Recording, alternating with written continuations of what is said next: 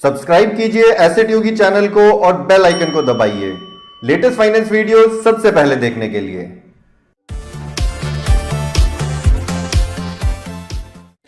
नमस्कार, मेरा नाम मुकुल है और एसेट योगी में आपका स्वागत है, जहां हम रियल एस्टेट और फाइनेंस की नॉलेज को लॉक नहीं अनलॉक करते हैं। इस वीडियो में मैं आपसे बात करने वाला हूं agreement for sale of property के बारे में। अभी अग्रीमेंट फॉर सेल होता क्या है? पहली बात तो ये अग्रीमेंट जो होता है ये सेल डीड से एकदम अलग होता है। ये सेल डीड साइन होने से पहले होता है। इसमें सारी की सारी टर्म्स एंड कंडीशंस लिखी जाती हैं कि सेल डीड किस हिसाब से होगी, क्या पेमेंट होगी, क्या पेमेंट शेड्यूल होगा। तो इस अग्रीमेंट के अंदर क्या क्या टर्म्स एंड कंडीशंस लिखी जाती हैं वो हम समझेंगे। प्रॉपर्टी का बाइंग प्रोसेस पूरा क्या होता है वो मैं आपको स्टेप बाय स्टेप बताऊंगा, और अग्रीमेंट फॉर सेल वहां पे कहां पे फिट होता है। और मैं साथ में आपको एक एक्चुअल अग्रीमेंट फॉर सेल दिखाने वाला हूं, जिसके अंदर मैं आपको सारे इंपॉर्टेंट क्लॉजेस दिखाऊंगा और उनको समझाऊंगा कि जिन बातों पे आपको एक्चुअली ध्यान देना चाहिए। तो आप इस वीडियो को शुरू से लेकर लास्ट तक जरूर देखिए। चलते हैं सीधा मेरी कंप्यूटर स्क्रीन पे। तो अग्रीमेंट फॉर सेल को समझने के लिए सबसे पहले हम प्रॉपर्टी बाइंग और सेलिंग प्रोसेस समझ लेते हैं कि किस तरीके से प्रॉपर्टी खरीदी या बेची जाती है।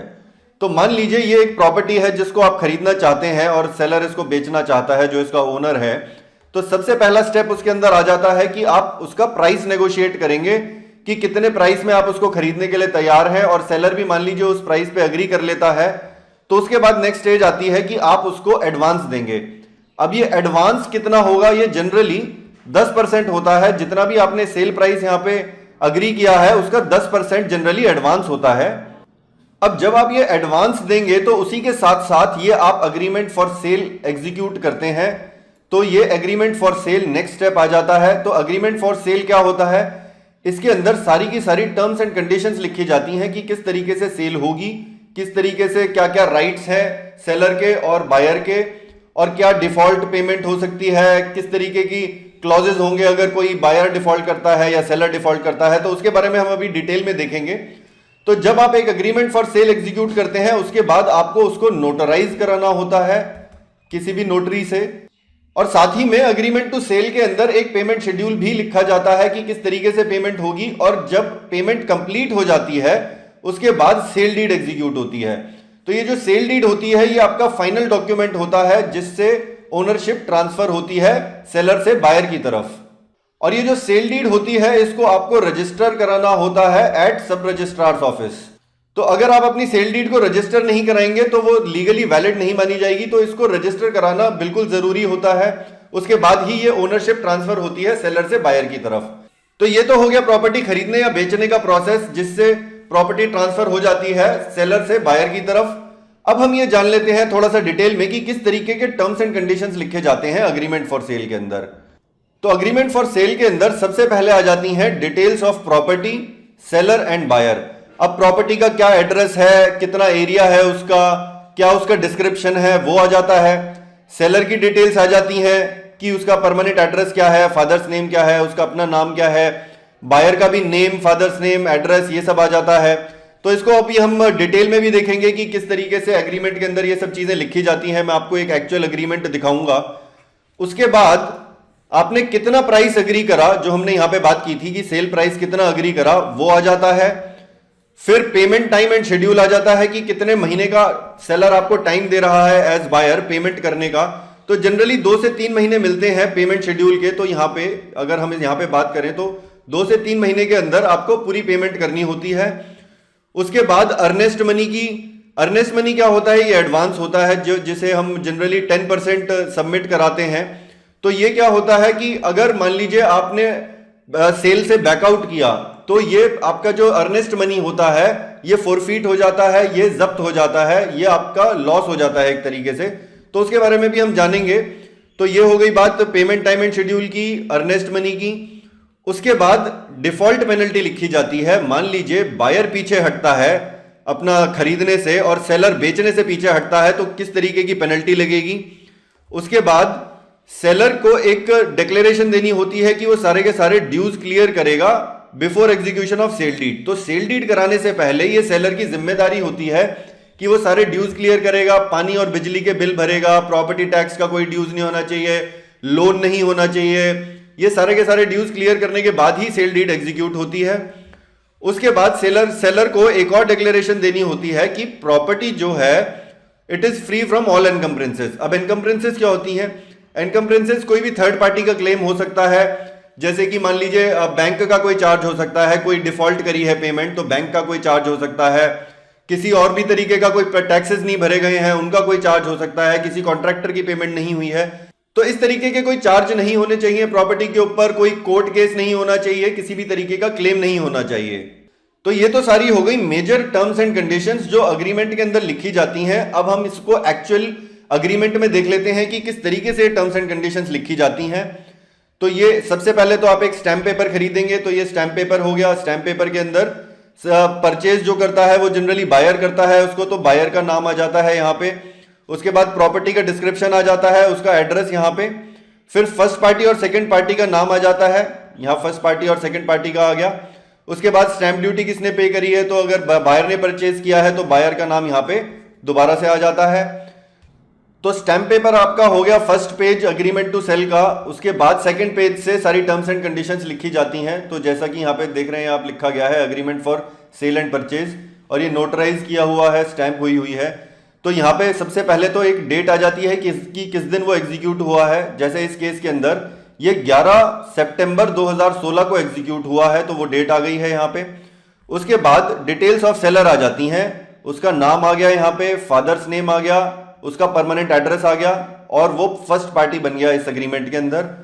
उसी तरह से बायर की जो है डिटेल्स आ जाती हैं। तो इस केस में आप देख रहे हैं कि ये जॉइंट बायर्स हैं इसमें, तो हस्बैंड और वाइफ के नाम पे ये प्रॉपर्टी हो रही है। तो यहाँ पे हस्बैंड की डिटेल आ गई, उसके फादर्स नेम की डिटेल आ गई, फिर साथ में उनकी वाइफ की डिटेल आ गई, तो वाइफ ऑफ करके यहाँ पे उनकी डिटेल आ गई, और साथ में उनका परमानेंट एड्रेस आ गया, और ये दोनों जॉइंट सेकंड पार्टी बन गए। उसके बाद डिटेल्स ऑफ प्रॉपर्टी आ जाती हैं यहाँ पे प्रॉपर्टी का एड्रेस लिखा जाता है। फिर इसके बाद जैसा हमने बात की थी कि अग्रीड प्राइस लिखा जाता है। तो इस केस में आप देख रहे हैं कि ये प्रॉपर्टी 25.5 लाख के अंदर बेची गई है, तो ये सेल प्राइस आ गया यहाँ पे। फिर साथ में अर्नेस्ट मनी आ जाता है। जनरली ये 10% होता है, बट इस केस में थोड़ा सा ज्यादा दिया गया है क्योंकि इसका 10% तो 2.5 लाख होता है करीब। तो यहाँ पे 3.5 लाख का अर्नेस्ट मनी दिया गया है। तो 10% से ज्यादा कितने पे भी अग्री कर सकते हैं सेलर और बायर, ऐसा कोई हार्ड एंड फास्ट रूल नहीं है। ये 5% भी हो सकता है, 15% भी हो सकता है, 20% भी हो सकता है, जितने पे भी सेलर और बायर अग्री करते हैं। But as a general rule ये जनरली 10% रखा जाता है। फिर इसके बाद पेमेंट का टाइम दिया जाता है, जनरली 2 से 3 महीने का। तो अब ये जो बैलेंस पेमेंट है, जैसा आप देख रहे हैं 3.5 लाख का तो एडवांस हो गया था। अब ये जो 22 लाख बाकी की जो पेमेंट है, इसके लिए 2 महीने का टाइम दिया गया है, क्योंकि ये 11 सितंबर 2016 को अग्रीमेंट हुआ है, तो 11 नवंबर 2016 तक का टाइम दिया गया है। इससे पहले कभी भी सेकंड पार्टी इसकी पेमेंट कर सकती है, और जैसे ही पेमेंट कंप्लीट हो जाती है उसके बाद सब रजिस्ट्रार के पास इसको सेल डीड को रजिस्टर करा लिया जाता है। फिर साथ ही में सेलर इसके अंदर ये डिक्लेरेशन देता है कि वो सारे के सारे ड्यूज क्लियर करेगा। तो जितने भी पानी, बिजली के, प्रॉपर्टी टैक्स, किसी भी तरीके के कोई ड्यूज हैं वो क्लियर करेगा। उसके बाद ये भी डिक्लेरेशन दी जाती है कि सेलर इस अग्रीमेंट के बाद इस प्रॉपर्टी को बेच नहीं सकता है, वो इससे बैकआउट नहीं कर सकता है। अगर वो बैकआउट करेगा तो उसका डिफॉल्ट हो जाएगा और उसको एक पेनल्टी देनी होगी। वो भी हम देख लेते हैं कि किस तरीके से पेनल्टी डिसाइड होती है, वो भी एक क्लॉज लिखा जाता है। तो ये हो गई पेनल्टी की बात। यहां पे बायर और सेलर के केस में पेनल्टीज लिखी गई हैं इस क्लॉज के अंदर। तो आप देख सकते हैं, मान लीजिए सेलर पीछे हटता है अपनी सेल करने से उस प्रॉपर्टी को, तो then he is liable to pay the purchaser double the amount of earnest money. तो जितना उसने अर्नेस्ट मनी लिया, मान लीजिए उसने 10% लिया सेल प्राइस का, तो उसे उसका डबल अमाउंट वापस करना होगा, 20% देना होगा। तो मतलब अर्नेस्ट मनी 10% तो उसका बायर से जो लिया था वो वापस करना होगा, प्लस उसे एडिशनल 10% भी देना होगा एज अ पेनल्टी। सिमिलरली अगर मान लीजिए बायर पीछे हटता है, तो जैसा यहां पे लिखा है कि बायर फेल्स, अगर बायर पे करने से हटता है पीछे या ट्रांजैक्शन से पीछे हटता है, तो उस केस में उसका अर्नेस्ट मनी फोरफीट हो जाएगा, जब्त हो जाएगा, और उसका जो 10% उसने दिया था वो उसको वापस नहीं मिलेगा। तो इस तरीके से पेनल्टी रखी जाती है, जिससे कि इंश्योर हो सके कि वो अग्रीमेंट पे दोनों के दोनों कायम रहेंगे और सेल से पीछे कोई नहीं हटेगा। तो ये एक तरीके से डिसइंसेंटिव हो जाता है बायर और सेलर के लिए ट्रांजैक्शन से पीछे हटने के लिए। उसके बाद सेलर की ये डिक्लेरेशन आ जाती है कि उसके ऊपर कोई एनकम्ब्रेंसेस नहीं है। अब एनकम्ब्रेंसेस जैसा मैंने बात की थी कि हर थर्ड पार्टी क्लेम्स या चार्जेस होते हैं, तो उसमें ये लिखा गया है क्लियरली कि किसी तरीके का वो प्रॉपर्टी गिरवी नहीं रखी होनी चाहिए, मॉर्गेज नहीं होनी चाहिए, कोई गिफ्ट नहीं दी जानी चाहिए, कोई विल नहीं होनी चाहिए उसके अगेंस्ट, प्रॉपर्टी कहीं पे एक्सचेंज नहीं की गई हुई होनी चाहिए। मान लीजिए कोई पैरेलली कोई एक्सचेंज डीड हुई है, ऐसा नहीं होना चाहिए। कोई कोर्ट का केस नहीं होना चाहिए, डिस्प्यूट नहीं होना चाहिए, कोई स्टे ऑर्डर नहीं होना चाहिए, कोर्ट का कोई और ऑर्डर नहीं होना चाहिए, किसी तरीके की कोई लीज नहीं होनी चाहिए, फैमिली का या कोई रिलीजियस डिस्प्यूट नहीं होना चाहिए, और कोई भी किसी भी तरीके का रजिस्टर्ड या अनरजिस्टर्ड एनकम्ब्रेंस। कुछ एनकम्ब्रेंसेस क्या होते हैं, वो रजिस्टर करा लिए जाते हैं रिकॉर्ड्स के अंदर भी, कोई मॉर्गेज डीड है या लीज डीड है, बट कुछ ऐसे भी एनकम्ब्रेंसेस होते हैं, चार्जेस होते हैं। अब जैसे कोर्ट का कोई केस हो गया तो वो रजिस्टर्ड नहीं होगा रिकॉर्ड्स के अंदर। तो अगर इस तरीके के कोई भी रजिस्टर्ड या अनरजिस्टर्ड केस हैं, ये नहीं होने चाहिए प्रॉपर्टी पे, उसके बाद ही सेलर उस प्रॉपर्टी को सेल कर सकता है।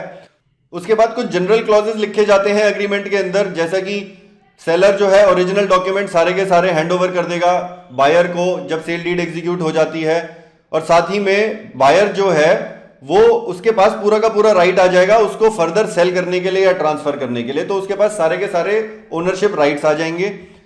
फिर ये हो गए कुछ और कि ये अग्रीमेंट इररिवोकेबल है, ये पीछे नहीं हट सकते हैं।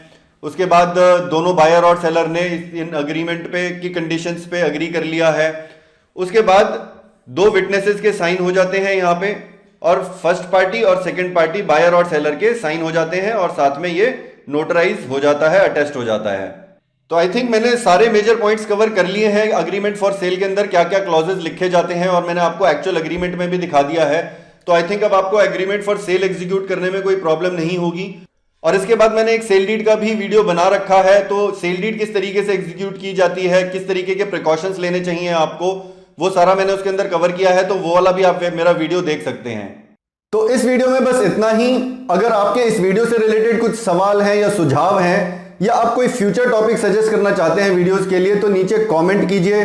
और अगर आपने इस चैनल को अभी तक सब्सक्राइब नहीं किया है तो सब्सक्राइब करके उसके बेल आइकन को भी जरूर प्रेस कर लें, जिससे आपको मेरे लेटेस्ट वीडियो के बारे में नोटिफिकेशन मिल जाए। तो मिलते हैं अगले वीडियो में, तब तक सीखते रहिए, कमाते रहिए और खुश रहिए।